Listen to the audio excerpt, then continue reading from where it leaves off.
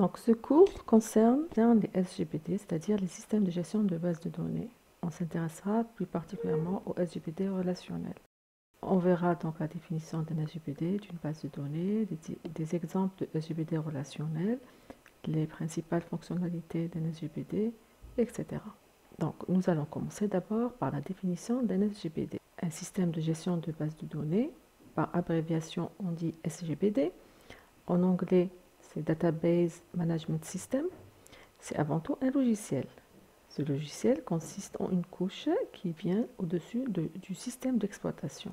Ce logiciel nous permet, comme son nom l'indique, la gestion d'une base de données ou la gestion de base de données, en permettant la création d'une base de données, sa manipulation, son stockage, etc. Alors, c'est quoi une base de données? C'est un ensemble structuré et organisé de grandes quantités de données mémorisées sur des supports accessibles par un ordinateur pour satisfaire simultanément plusieurs utilisateurs. La base de données constitue le cœur du système d'information. Alors, il existe plusieurs types de SGBD.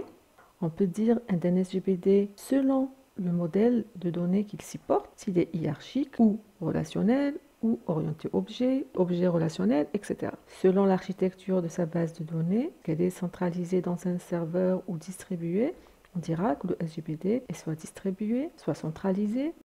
Il existe les SGBD spatiaux. Alors, un SGBD spatial, c'est quoi? Parmi les types de données qu'il offre, il permet de définir des attributs avec des types spatiaux. Alors, c'est quoi un type spatial? Par exemple, je peux définir un objet en précisant sa forme géométrique. Il s'agit par exemple d'un point, d'un polygone, d'une ligne. Aussi, je peux définir les coordonnées géographiques d'un point ou d'un objet par rapport à un référentiel. C'est quoi un SGBD relationnel? C'est un SGBD dont la base de données est organisée sous forme de table relationnelle, suivant le modèle relationnel. Quelques exemples de SGBD relationnels. Système R, c'est le premier SGBD qui a prouvé la faisabilité du modèle relationnel, le SGBD d'IBM. Oracle, d'Oracle Corporation, qui existe depuis les années 70 et ne cesse de progresser en incluant toujours les nouvelles technologies, telles que l'orienté objet, le big data, le cloud, etc. Oracle est un SGBD qui est très populaire, très utilisé. SQL Server, c'est le SGBD de Microsoft, c'est le Microsoft SQL Server, appelé aussi SQL Server ou MS SQL. MySQL de MySQL AB, et maintenant aussi d'Oracle Corporation. Il y a Postgres, qui est un outil libre, et bien sûr d'autres SGBD qui existent aussi. Les objectifs d'un SGBD, bon, au départ c'était des objectifs, maintenant c'est devenu des fonctionnalités, c'est-à-dire que la plupart des SGBD offrent ces fonctionnalités. Alors, quelles sont ces fonctionnalités? D'abord, la définition de données. Le SGBD possède un langage de définition de données, le LDD, qui permet de définir les données. Définir les données, par exemple, créer des relations, etc. Après la définition de données, le SGBD permet la manipulation de données en offrant un langage qu'on appelle le LMD, langage manipulation de données, qui permet d'insérer, de consulter, de modifier, de supprimer les données. Actuellement, la plupart des SGBD relationnels utilisent le SQL comme un langage à la fois LDD et à la fois LMD, c'est-à-dire avec le SQL, on peut définir les données et les manipuler. Le SGBD permet aussi d'assurer l'évolution de la base de données. Une fois créée, la base de données peut évoluer dans le temps. Évoluer pas seulement au niveau données, mais aussi au niveau schéma. Le SGBD permet d'ajouter par exemple des tables, supprimer des tables, d'ajouter des attributs dans des tables, etc. Le SGBD assure l'indépendance logique. Il s'agit de permettre que le niveau conceptuel doit pouvoir être modifié sans remettre en cause le niveau physique, c'est-à-dire que l'administrateur de la base de données doit pouvoir faire évoluer la base de données sans que cela ne gêne les utilisateurs ou les programmes d'application qui utilisent cette base de données. Le SGBD assure aussi une certaine indépendance physique, c'est-à-dire que le niveau physique peut être modifié indépendamment du niveau conceptuel. Ça veut dire que tous les aspects matériels de la base de données n'apparaissent pas pour l'utilisateur. L'utilisateur, quand il écrit une requête pour interroger la base de données, cette requête ne contient pas de notions relatives aux aspects physiques de la base de données. Le SGBD offre aussi des mécanismes pour assurer la cohérence des données, et ceci grâce à la définition de contraintes d'intégrité. Le SGBD doit permettre d'éviter dans la mesure du possible la répétition d'informations. Le SGBD doit assurer un accès efficace aux données. Ceci est possible grâce à des algorithmes de recherche ainsi que l'utilisation d'index. La base de données est partageable entre plusieurs utilisateurs, plusieurs programmes d'application. Le SGBD doit assurer ce partage tout en gérant les conflits d'accès. Et ceci grâce à la notion de transaction et la définition d'algorithmes de gestion de concurrence. Enfin, le SGBD assure la confidentialité et la sécurité de la base de données. Pour la confidentialité, il permet de gérer les droits d'accès aux données. Et pour la sécurité, il protège la base de données contre les pannes. Et si une panne se produit, il doit assurer la reprise de cette base de données dans un état cohérent. L'architecture fonctionnelle d'un SGBDR peut être comme suit. Donc, nous avons ici les principaux modules qu'on peut trouver dans un SGBD. L'utilisateur interagit avec la base de données à travers des commandes SQL. Ces commandes peuvent être écrites directement dans des interfaces SQL, comme le SQL+, qui nous permet d'interagir directement avec la base de données, ou bien les commandes sont incorporées dans des programmes d'application à travers des applications, des pages web, etc. Les commandes SQL sont évaluées par le moteur d'évaluation de requêtes. D'abord, elles sont analysées syntaxiquement, sémantiquement. Un arbre algébrique est généré. L'optimiseur permet d'optimiser le chemin d'exécution des opérateurs d'une requête. On sait que la même requête peut avoir plusieurs chemins d'exécution. L'optimiseur nous permet de choisir le meilleur. Ensuite, il y a la génération du plan d'exécution de la requête. Le module gestionnaire des accès concurrents assure des accès concurrents de plusieurs utilisateurs à la base de données et gère les conflits d'accès. Le gestionnaire de panne assure le maintien d'un journal, des différentes instructions qui s'exécutent sur une base de données pour pouvoir assurer la reprise d'une base de données en cas de panne. Le gestionnaire d'espace physique, c'est lui qui gère la mémoire relationnelle. Il s'assure du stockage des données et des accès à ces données-là. Donc, au niveau de la base de données du SGBD, on trouve et les données, c'est-à-dire les tuples des différentes tables, les index qui nous permettent d'accéder rapidement à ces données-là, les catalogues, ce sont les métabases ou les données systèmes qui décrivent les données utilisateurs. On a dit que le SGBD nous permet de définir les données. Alors, parmi les définitions qu'il permet, c'est la création d'une table. Ceci se fait par la commande createTable, nom de la table, définition des attributs. Remarquons que dans la commande create ici, le mot table est un mot réservé. Il est obligatoire. Pourquoi? Parce que avec le create, je peux créer aussi une vue avec create view, un index avec create index, un utilisateur avec create user, etc. Donc, si je veux créer une table, une relation, il faut préciser avec le mot table, create table, le nom de la table, définition des attributs. Donc ici, nous avons un ou plusieurs attributs séparés par des virgules. Définition d'attribut, c'est le nom de l'attribut suivi de son type. Les principaux types de données prédéfinis sont les suivants. Donc nous avons le char, qui nous permet de définir des chaînes de longueur fixe de taille de n caractères. Par défaut, le n est égal à 1. Ça veut dire que si on écrit char, si on rien précisé, ce sera un caractère. Au maximum, le n peut prendre 254. Varchar nous permet de définir des chaînes de caractères de taille variable. N présente le maximum, la taille maximale de la chaîne. Par défaut, donc c'est 1 caractère. Au maximum, c'est 2000 caractères. Définit la différence entre les deux. Donc ici, c'est une chaîne fixe. Donc, même si on introduit une chaîne de longueur inférieure à n, le système va remplir le reste par des espaces, de sorte que toutes les chaînes ont des tailles égales à n. Alors que pour varchar, non, c'est des chaînes de longueur variable. Le type number nous permet de représenter à la fois des entiers ou des nombres décimaux. Donc le x, c'est le nombre total de chiffres. Si je dis number 5, entre parenthèses 5, ça veut dire que c'est des nombres de 5 chiffres au maximum. Si je précise la virgule, le x, c'est le nombre total de chiffres. Virgule y, le y, c'est le nombre de chiffres après la virgule.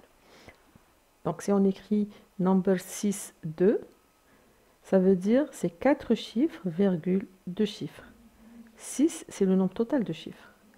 Et y, c'est le nombre de chiffres après la virgule. Date, c'est le format date avec jour, mois, année, etc. Alors, exemple de création d'une relation, soit la relation bateau, définie par les attributs suivants. Le schéma de la relation bateau est le suivant. NBAT, c'est le numéro du bateau. NOMBAT, c'est le nom du bateau. Sponsor, c'est son sponsor. NBAT est un entier sur 3 chiffres. NOMBAT et sponsor sont des chaînes de 40 caractères. Donc, la création de cette relation s'écrit comment? Creatable bateau, NBAT number 3, NOMBAT char 40, sponsor char 40. Alors, comme remarque, les autres creatables peuvent être écrits à tout moment et on recommande de définir la clé primaire de la relation au niveau de la création de la table. En effet, si on définit la clé primaire au niveau de creatable, certains SGBD vont créer automatiquement l'index primaire sur cette clé et dans ce cas, les insertions des tuples vont se faire selon l'ordre de la clé. Ça veut dire que l'ordre physique va correspondre à l'ordre de la clé primaire.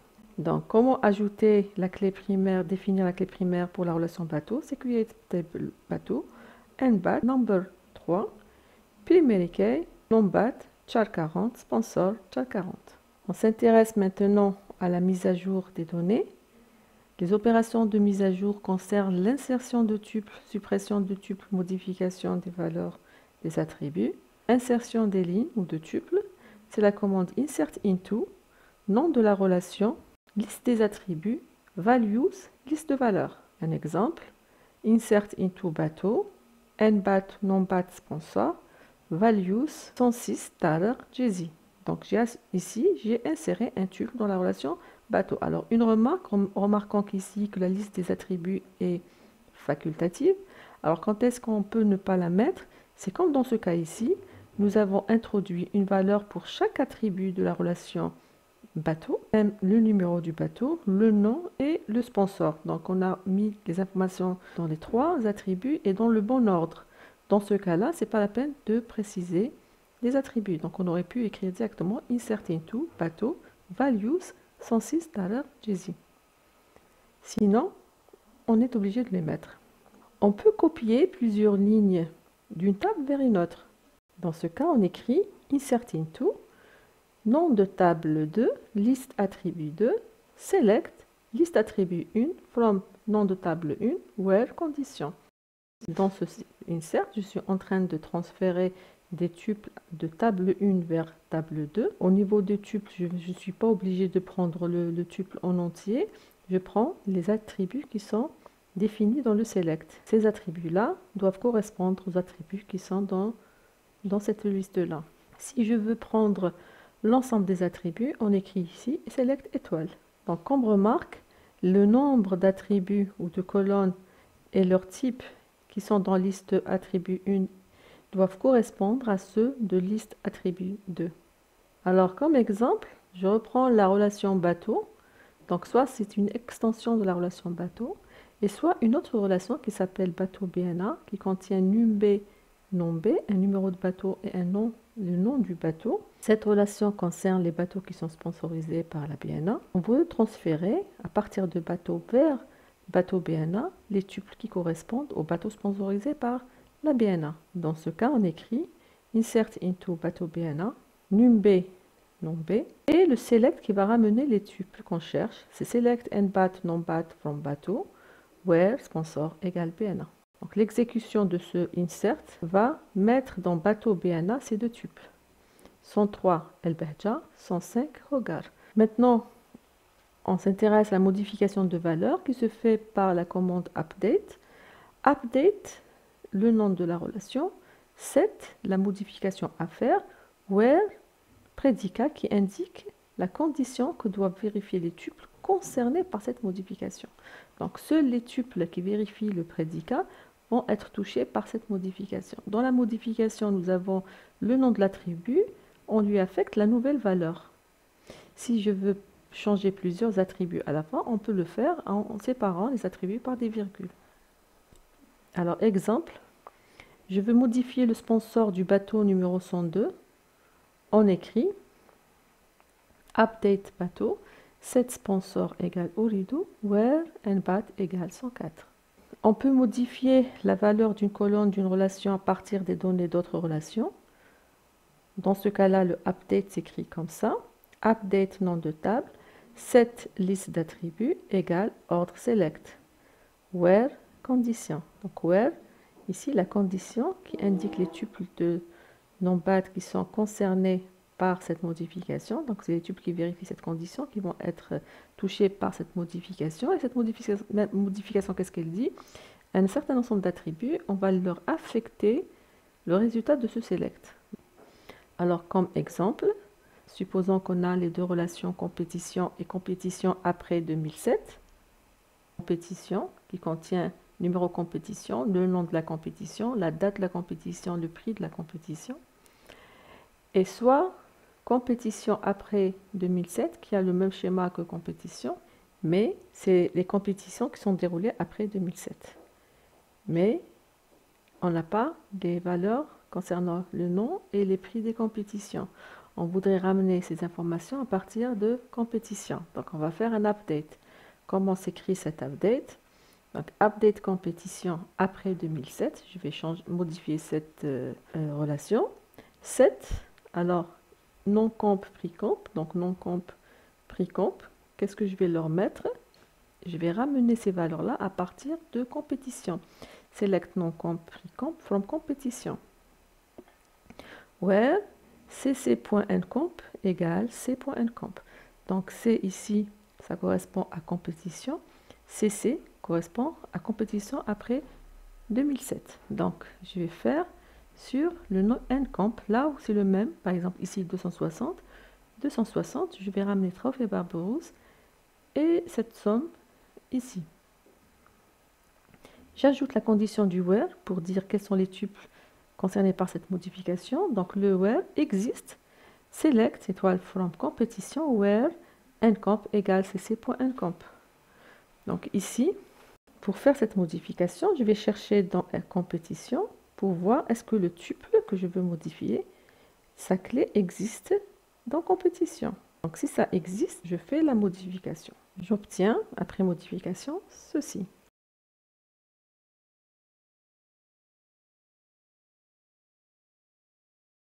La commande qui nous permet de faire la suppression de tuples ou de lignes, c'est le delete from. Donc delete from, nom de la relation, where, prédicat. Prédicat, c'est une condition qui nous donne que doit vérifier les tuples que je veux supprimer. Exemple, si j'écris delete from bateau, where sponsor égale BNA, ça veut dire que de bateau, je vais supprimer les tuples qui ont sponsor égale BNA. Donc, voici la relation bateau après l'exécution du delete. Donc, on aura ces deux lignes. On a vu la notion de mise à jour. Maintenant, on s'intéresse à la modification de schéma d'une base de données. Une base de données, elle a un schéma. C'est l'ensemble des schémas de ces relations. Modifier le schéma de la base de données, puisqu'on a dit que le SGBD permet l'évolution de la base de données. L'évolution de la base de données se réalise à travers la modification de son schéma. Alors, qu'est-ce qu'on peut faire comme modification de schéma? Soit on peut ajouter une nouvelle relation en utilisant le create table, soit supprimer une relation en utilisant le drop table nom de la table, soit modifier le schéma d'une relation. Alors, comment modifier le schéma d'une relation? On peut faire plusieurs choses. On peut par exemple ajouter un nouvel attribut dans une relation. Une relation qui existe déjà, je lui ajoute un nouvel attribut, une nouvelle colonne, en utilisant le alter table, nom de la table, add, donc le nouvel attribut que je veux ajouter avec son type de données. Par exemple, la relation bateau, je lui ajoute l'attribut qui s'appelle état.